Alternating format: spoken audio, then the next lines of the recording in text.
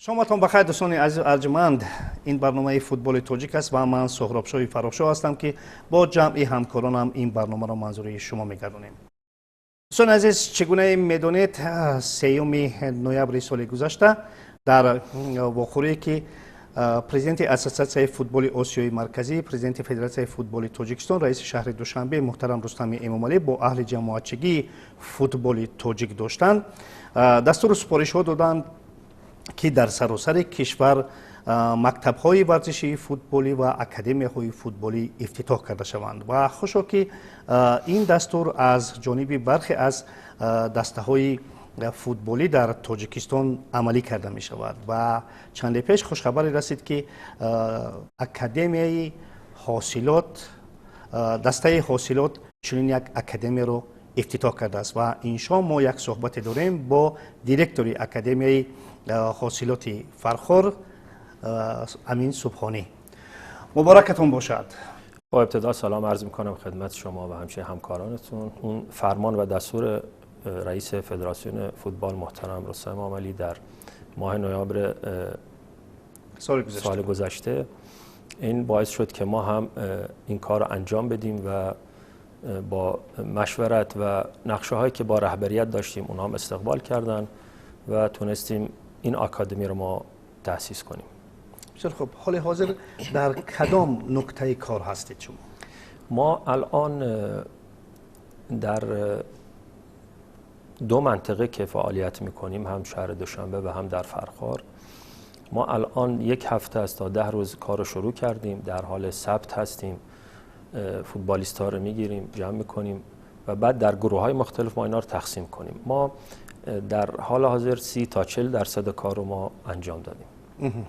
هم در شهر دوشنبه این اکادمی فعالیت میکنند و هم در ناحیه فرخار، درست است؟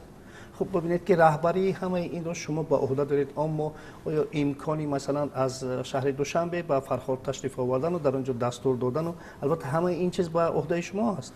بله، ببینید خب بنده تجربه کار در اکادمی ها رو داشتم. مثلا تخصص ما همین است که پیدا کردن استعدادها، پرورش استعداد و معرفی به سطوح بالاتر. حالا ابتدا در اولویت خود باشگاه هست. بله. و بعد در سطح کشور یا تیم های ملی. بنده یک مربی هستم، یک فلسفه‌ای دارم که یه اصولی داره. ما مربیگری یا حرفه است یا بیزینس یا شغله. بنده حرفه شو در پیش گرفتم. باشه. و این موضوعی که شما فرمودید، رفتن و اومدن و وقت گذاشتن، ما باید در حرفه خودمون خوب باشیم که بشیم حرفه‌ای. بله. اگر بخوایم حرفه‌ای کار بکنیم، حرفه‌ای قدم برداریم، پس باید کمی حرکت بکنیم. و هیچ مشکلی از این بابت نیست. رهبریت کل این کار با من، ولکن در هر منطقه ترینرهای خودشو داره. ما اینا رو درس میدیم با اون متدولوژی که ما داریم و اون روش‌های مشقی که به طلبات روز فوتبال دنیاست. ما اینا رو اول مربی‌ها رو توجیه میکنیم و نه فقط فوتبالیست. ما حتی میتونیم مربیان جوان رو دعوت کنیم و حتی دنبال این هستم که در خود فرخار هم مربیای بیان که از خود فرخار باشن. یعنی سالهای آینده تیم‌های بزرگسالان، تیم‌های جوانان و به پایین مربیان از خود فرخار باشن و این نیت رو ما داریم و نظارت کامل با بنده هست. باشد. برای یک اکادمی حرفه‌ای رو بنیاد کردن البته یک دسته کاملی متخصصین لازم است. ما خوب میدونیم که شما در گذشته نه چندان دور در ایران هم با اکادمی ها زیاد کار کردید، در اینجا هم با اکادمی ها کار میکردید، شما تجربه کامل دارید. خوب، اما در مورد جمع کردن این همون متخصصانی که این بچه ها را باید آموزند، یعنی به طلبات اکادمی جوابگو باشند، حالا چی کارهای انجام می شوند؟ کیهای جمع می شوند؟ خب در دوشنبه، در فرخار، شما که در فرخار گفتید، اما به هر صورت آنها باید حرفه‌ای باشند که به طلبات اکادمی جوابگو باشند، درست است؟ سوال شما رو من اینجوری جواب بدم. اگر در سطح گسترده و وسیع باشه، ما در این آکادمی، خب وقتی اسم آکادمی میاد فقط فکر میره برای بازیکن‌ها، پیدا کردن بازیکن‌ها. ولی نقشه ما اینه که مربیان یا دوستایی که هستن مثلا دارن فوتبال بازی میکنن یا فوتبالشون داره تمام میشه و در حرفه مربیگری میخوان ادامه بدن، من توصیه‌ام اینه که اینا بیان اول از آکادمی ها شروع کنن. شما نگاه خیلی از بازیکنانی که فوتبال رو تمام کردن بلافاصله میرن در تیم‌های بزرگسالان مشغول به کار میشن و اینها چون جزئیات فوتبال رو، آموزش رو، چون این مهمه. بله. فوتبال روز مربی روز میخواد.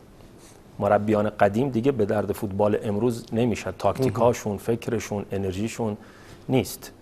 برای همین من خودم مثال میزنم، من فوتبال که بس کردم در ایران بود، تیم یو 23 بود، باید مشغول به کار میشدیم که به توصیه یکی از مربیای خروات، آقای نناد نیکولیچ، خرواتی اونجا بود، گفت اگر میخوای موفق بشی شو برو از یو 12 یو 10 یو 13 شروع کن، چون اونجاست که الفبای مربیگری فوتبال یاد میگیری. و من 8 سال در آکادمی فولاد خوزستان زیر نظر مربی خروات، مربی از پرتغال بود، آقای ایناسیو بود، اینا بودن، ما کار کردیم، ما موفق بودیم. همین فکر، همین ایده رو من برای دوستان اینجا دارم، کسایی که با من کار کردن و توصیه کردم که بیان در این آکادمی، ما از اینا استفاده کنیم، ولیکن ما هم آموزش‌های لازم رو به اینا بیدیم. یعنی هم مربی ها برای خود چیزی بیاموزند و در نوبت خود البته با فوتبال بازان نورس چیزی بیاموزند. بله، چون توی نقشه کاری ما، هدف ما، من یک مثلا بازیکن 7 ساله رو 7 ساله رو این 7 ساله اگر به 17 ساله بخواد برسه در این پروسه 10 ساله، باید تمام فوتبال رو یاد گرفته باشه. بله بله. در سطح حرفه‌ای باشه. این نقشه کاری ماست. حالا در کنار این فوتبالیست ما میتونیم 4 تا مربی جوان علاقه‌مند به این کار و از خود تاجیکستان باشن، ما اینا رو هم تربیت کنیم که وقتی به سطح اون فوتبالیست برسه اون مربی هم رشد کرده باشه. بله بله. مسئله دیگر این است که من همچون یک پدر خب باید فرزند ما با دست شما بسپارم، با اکادمی شما بسپارم. من چه امید کرده میتوانم از اونه که مثلا شما چه شرایطی دارید که مثلا همین فرزند ما رو با کلی همون علمی فوتبالی فرا میگیرید یا نه؟ البته شما درباره متخصصین همکنون گفتین، اما گپ باز هم درباره شرایط های دیگر هم میروند. منظور مثلا جای اونجا بدوباش است و میدان است و خب دیگر جزئیات هایی که هستند. خب در این باب چی گفتن؟ ببینید، خب در تو با اون سوال شما که پدر چه امید، با چی امید هم با چه امیدی؟ ببین در فوتبال اروپا من مثال بزنم، کارشناسان و متخصصانی هستند که اینها میرن در مکتب‌ها. بله. و از نظر اون پیکرسنجی، اون فیزیک، اون شرایط، اون استایل فوتبالیست، خب هر شخصی رو برای یک رشته ورزشی انتخاب میکنن. اگر اون در خیلی جاها خیلی ورزش ها موفقن، در یه سری کشورها مثلا در والیبال، در بسکتبال، در فوتبال، اونجا تعیین میکنن و یک کار تخصصی میشه. اینا یک سری آزمایش های انجام میدن. خب بچه ها رو 1 ماه 2 ماه در یک سری آکادمی اینا رو آزمایش میدن. در اونجا میگن که این فوتبالیست میشه، این در رشته والیبال، این در بسکتبال، و در همون رشته‌ای که مناسب با فیزیک اون بازیکن، مناسب با خاراکترشه، با اون شخصیتشه، در اونجا بعد آموزش داده میشه. ما همین فکر رو در اینجا داریم. من الان اینجا هر پدر میاد روز اول دوم ما نامنویسی نمی کنیم. من میگم یک بار شما بیارید، در 1 جلسه 2 جلسه من نگاه میکنم، در اونجا میگم این میشه یا نمیشه. به هر حال چشم من مربی بعد از این همه سال کار کردن بهترین سنجشه، چون به هر حال ما زندگی کردیم با این فوتبال و میفهمیم و به اونها میگم و شده. الان در خود فرخار من رفتم، واقعیتش تمرین اول بود، در تمرین اول 5-6 تا بازیکن مندم خیلی خوبن. یعنی اون شرایط رو 70% یک فوتبالیست رو داره، اما باید آموزش داده بشه. بله بله. اون انتظامه باید باشه، اون دیسیپلینه باشه. برای همین ما این پدرها خیلی هستن، اونا که با من صحبت کردن. بوده اینجا مثلا در شهر دوشنبه 2 جلسه 2 تا کودک اومدن، من تماس گرفتم با پدرشون، گفتم به نظرم اینا رشته دیگه رو برن بهتره، در فوتبال نمیشه. و خیلی هم تشکر کردن، گفتم نمیخوام بیهوده شما بیاید، چون اینجا مقصد آکادمی حاصلات فرخار بیزینس نیست. شاید مبالغ مالیوی باشد مهمه، اما در وهله دوم و سومه. در اول ما دنبال کارهای فنی هستیم و موفق بودیم تو این کار تا اینجا که تونستیم یک سری پدر مادرها را قانع بکنیم. بسیار خوب. و دیگران هم بهشون انگیزه دادیم که بله این بچه شما میشه، اما در این تایم میشه. یعنی مثلا باید صبر کرد، حوصله کرد. چون من مربی برای اون کودک مثل این میمونم که شما مثال بزنم، یک گیاهی رو میکارید، شما گیاه دیدید روز اول یکم تا خودش رو بگیره، ریشش قوی بشه، کج میشه، یک چوب میمونن کنارش میبندن که این چوب من مربی هستم. مطمئن باشید کنار این کودک‌های با استعداد، تالنتی که پیدا کردیم. من در خیلی قشلاق‌ها رفتم، شاید به نوار و تصویرم نکشیدم چون کار ما کار دلیه. رفتم و پیدا کردم نفراتو، آوردم شهر دوشنبه.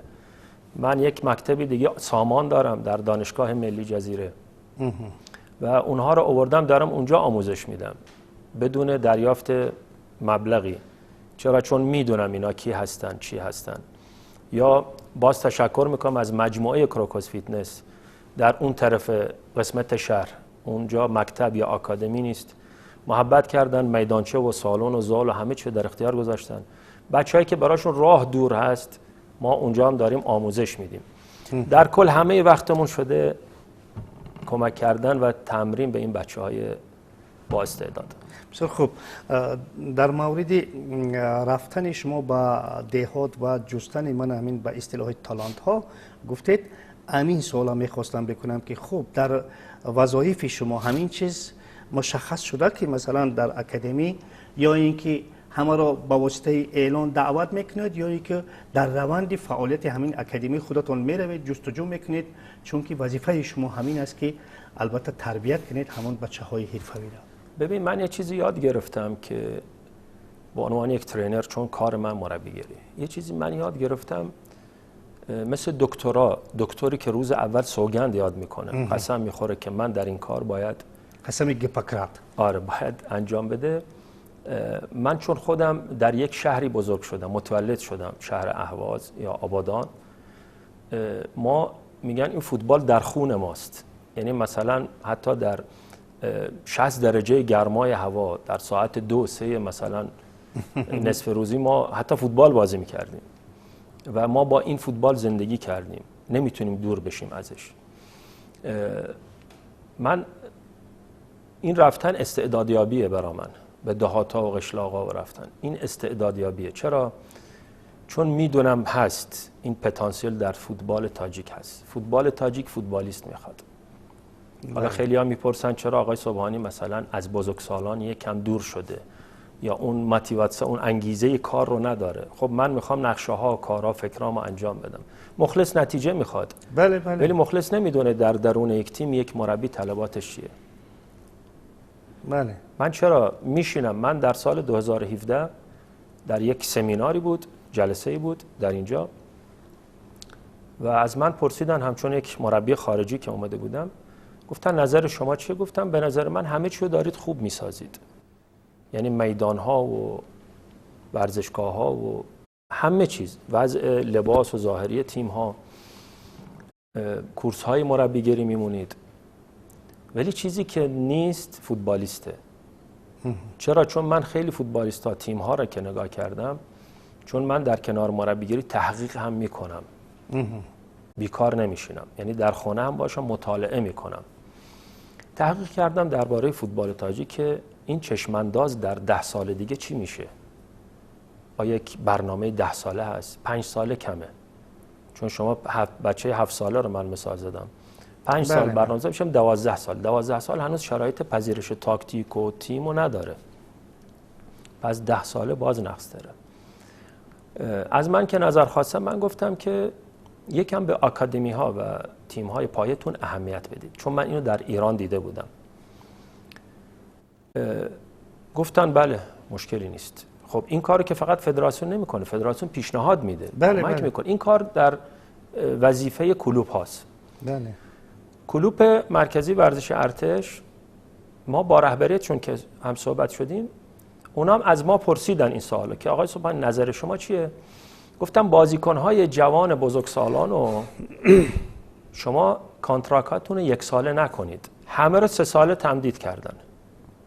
تیم دوبلتون رو بیاید از خود کلوب، آقای شمس الدین قاسیموف ما مثال میزنیم، 15 سال در فوتبال تاجیک و زسکا کلوب مرکزی ارتش زحمت کشید. ما ایشون همچون ترینر آوردیم، با ما کار کرد، نقشه های ما، متد ما رو انجام داد و بعد سرمربی تیم جوانان بود. بله. الان کلوب مرکزی ورزش ارتش بهترین نتایج رو داره میگیره. برای چی؟ چون نه بازیکن‌های نامی داره، نه مبالغ زیادی میده و بیشتر از خودش داره استفاده میبره. 400 تا بازیکن الان دارن، آکادمی نیستن، اما من صحبتی که داشتیم قبلا نقشه دارن در آینده که آکادمی شه، چون میدانهاشون رو دارن میسازن. پس حرکت شده در فوتبال تاجیک. من حتی نظرم که اونجا رو توسعه بدیم، فقط فرخار نباشه. بله بله. و بتونیم 4 تا پایگاه در سطح کشور ما اینو تأسیس کنیم. من حاضرم همکاری بکنم. 4 تا پایگاه، هر پایگاهی مثلا پایگاه سوقدو مثلا بیاد استراوشن الان حرکتی زده برای آکادمی، باید خوجند این کارو بکنه، اسخاتا این کارو بکنه. در این سمت ما داریم انجام میدیم. ریگر شرایطشو داره و یک انقلابی بشه، یک حرکتی بشه که ما بتونیم با کشور همسایه که الان در جام جهان میرن یا میزبان جام جهان میخواد باشن، چرا که نه ما هم بشیم. بله بسیار خوب. برخی از رهبریت کلوب ها در اندیشه افتتاح اکادمی ها اندک ترس دارند، با اون خاطری که مثال در اونجا مبلغ های زیادی صرف باید شوند، در اونجا البته متخصصان حرفه‌ای جلب میشوند، خوب بچه ها رو در اونجا آوردن لازم می شود، هرچند که مثال والدین خودشون میارند و با قولی که پولشون رو پرداخت میکنن. به هر صورت شما که خیلی تجربه کافی دارید هم در ایران و هم در تاجیکستان، خب برای افتتاح کردن اکادمی در همین شرایطی که فوتبال تاجیک است چی نمیرسد که بیشتری از کلوب‌ها همین کار انجام نمیکنند؟ استقلال اکادمی خود را دارد، چگونه موفق است و چند دسته‌ای که به قولی که ندارند چگونه هستند؟ خب چی باید کرد؟ چی چیز انجام باید داد که مثلا یک اکادمی افتتاح کرد با همین شرایطی که ما داریم؟ ببینید ما یک دیرکتور کلوب داشتیم در باشگاهی که من کار میکردم، فولاد. ایشون اومد گفت که همه ما ترینرها رو جمع کرد، ترینرهای اکادمی و تیم‌های پایه، گفت نظر شما چیه؟ حالا این مثالی که من میزنم دقیقاً این جوابش هست، در اینجا میشه. اومدیم گفتیم که شما یک فوتبالیست رو میخری، مثلا یک لگیونر رو میخرید، در مجموع ممکنه 50 60 70 هزار شما در یک سیزن خرج میکنید. خب ما بیاییم هزینه 2 تا لگیونر رو کمتر بگیریم، بیاییم صرف آکادمی کنیم. ما در اونجا چی کار کردیم؟ اونجا یک بازیکنی رو میخواستن بخرن مثلا $1 میلیون در فولاد خوزستان. اون دیرکتور اومد گفت اون $1 میلیون رو من صرف شما ترینرها میکنم، در هر جام که مشغول به کار هستید، هر کارخانه‌ای، مثلا سحر کارخانه کار میکنی، بعد از ظهر میای ترینری میکنی، شما اونجا رو بس کنید، بیاید من همون مبلغ رو، همون معاش رو میدم، شما صبح و بعد از ظهر وقتتون رو در آکادمی بذارید. خب یعنی پورا داده شوید به اینجا. حالا این یک موضوع دیگه، 2 تا ترینر خیلی خوب خارجی آورد که یکیشون در بخش فیزیک، یکی در بخش تکنیک. گفت شما زیر نظر اینها کار میکنید. سوم اومد میدان ساخت. یعنی مثال میزنم، حالا اون عددی که من میگم مثلا $1 میلیون صرف ما ترینرهای خارجی و زیر ساخت ها، مثل میدان، مثل زال، مثل تریناژور، مثل باسن، مثل چیزای دیگه. گفت اما من یه چیزی از شما میخوام، شما 4 سال دیگه به من 6 تا 7 تا بازیکن بدید که اینا در بزرگسال بتونن بازی کنن. یعنی به جای یک بازیکنی که من میارم سال بعد میرود خارجی، من 6 تا بازیکن از خودم بگیرم. باور کنید ما 4 سال دیگه، و این در تاریخ هست، من به شما هم نشون میدم. در تیم بزرگسالان ما 17 تا بازیکن بودن، نه 6 تا. و در همون سالم قهرمان ایران شد تیم فولاد خوزستان. خب این یعنی حاصلش منم. یعنی حاصلش شد. خب وقتی من در اون تجربه بودم، حس کردم، زندگی کردم، وقتی من اومدم تاجیکستان سال 2016 وقتی منو به عنوان مربی معرفی کردن به تیم کلوپ مرکزی ورزش ارتش، در رازویلکای که من رفتم قریب 30 تا فوتبالیست تاجیک بود، 3 تا یا 2 تا لژیونر بودن و تونستیم موفق بشیم اون سال. بله. در یک مقطعی رفتم کشور دیگه عربی، عمان. از اونجا بعد هر جا به عنوان سرمربی بزرگسالان بودم میگفتم من آکادمی هم باید داشته باشم، یعنی نظارت رو آکادمی داشتم. ما همین کار رو در زسکا کردیم. در 2020-21 که من برگشتم چرا موفق بودیم با زسکا؟ چرا در جای آخرین ما اومدیم بالا؟ به خاطر اینکه بازیکن‌ها از جنس اون تیم بودن. الان من نگاه میکنم با احترام به همه فوتبالیست ها، همه هم شاگردای ما هستن، دوستای ما هستن، ولیکن در حاصلات فخار من این فکر رو به رهبریت گفتم شما هر سال باز جمع میکنید، ترینر میارید، شاید در 2 سال شما 6 تا ترینر عالیش میکنید. ترینر پرابلم نیست، من نباشم کسی دیگه، کسی نباشه کسی دیگه، ولی اینجا مشکل اصلی اون ترینر که میاد عذاب میکشه. شما الان از هر 12 ترینر سوال بکنید در لیگ، حرفی که من الان میزنم در 12 مربی هست. اینا از نظر کادری فوتبالیست به مشکل خوردن، ندارند، کامل نیست. چرا ما اول گفتیم 5 تا لژیونر، بعد دیدن نمیشه کردن 7 تا. من ترسم از اینه که سال دیگه نشن 9 تا لژیونر. نه نمیشه.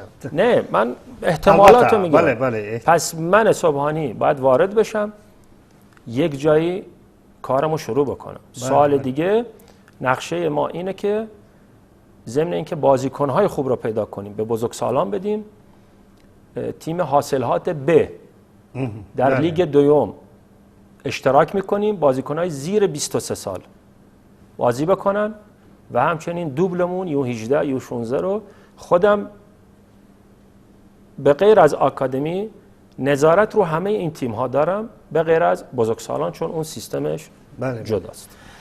ببینید که من در تقویت گفته های شما همین گفتن میخواهم که اون پرورده هایی که از خود اکادمی بالا می آیند، اونها، من نمیخوام به عزت نفس دیگران برسم، اما خواه و ناخواه صداقت اونها با همون دسته، با همون دیار دیگر است، چون که پرورش یافتند در اونجا و البته دو چند و ده چند در میدان زحمت میکشن برای غالبیت دسته.